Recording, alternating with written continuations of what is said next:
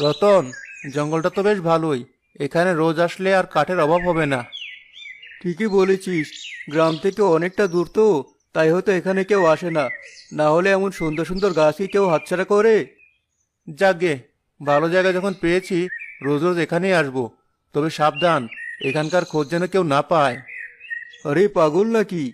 নিজের গুপ্তধনের খোঁজ কি কেউ অন্য কাউকে দেয়? নে, হাত লাগিয়ে কাজ কর। সন্ধ্যার আগে বাড়িতে ফিরতে হবে।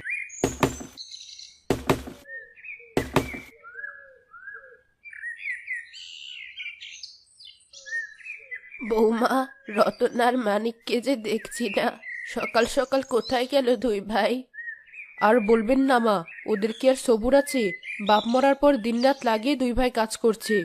আজ নাকি দূরের এক জঙ্গলে যাবে গাছ কাটতে, তাই তো ভোরেই বেরিয়ে পড়েছে। সে কি, দুই ছেলেকে জঙ্গলে পাঠিয়ে দিলে? কিছু মনে করো না বৌমা, দিনকে দিন তোমারও সুদবুদ কমে যাচ্ছে। জঙ্গলের জংলি পশুদের ভয় কম নাকি? না না, এ তুমি ঠিক করনি। কি করব মা, ওরা কি আমার কথা শুনে? তার উপর দুই ভাইয়ের একদম গলায় গলায় মিল। ওরা যা বুঝে তা বোঝেই। কিন্তু আপনি চিন্তা করবেন না মা, আমি আপনার জন্য নাস্তা বানাচ্ছি। আপনি ঘরে গিয়ে বিশ্রাম করুন।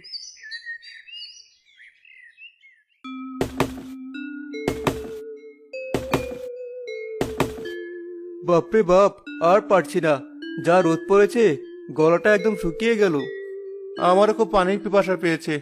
চল না, খুঁজে দেখি আশেপাশে কোনো পুকুর আছে কিনা। তারপর না হয় আবার কাজ করা যাবে।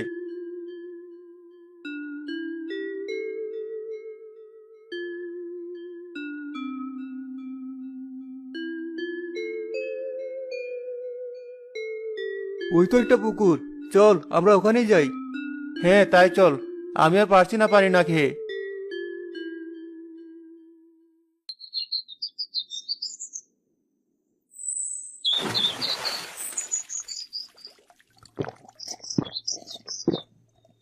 ওহো, শান্তি। এবার কাজ করতে সমস্যা হবে না। বুঝলি মানিক, এই কাজ করতে আর ভালো লাগে না। কিন্তু এই কাজ ছাড়তে আমাদের অনেক টাকা লাগবে। হ্যাঁ, অনেক টাকা গুছিয়ে একটা ব্যবসা ধরতে পারলে তবে আমাদের রেহাই। কিন্তু এত টাকা কোথায় যে পাই? ইস, আমরা যদি একটা চন্দন গাছ খুঁজে পেতাম খুব ভালো হতো। জানিস তো, আমি সিনেমায় দেখেছি চন্দন গাছের অনেক দাম। আরে, সিনেমার কথা রাখতো। আম গাছ, কাঁঠাল গাছ, মেহগনি গাছ এই খুঁজতেই বেহাল দশা। আর উনি আছেন চন্দন গাছ কাটা নিয়ে। আর দিবাস্বপ্ন না দেখে চল আমরা কাজে ফিরি।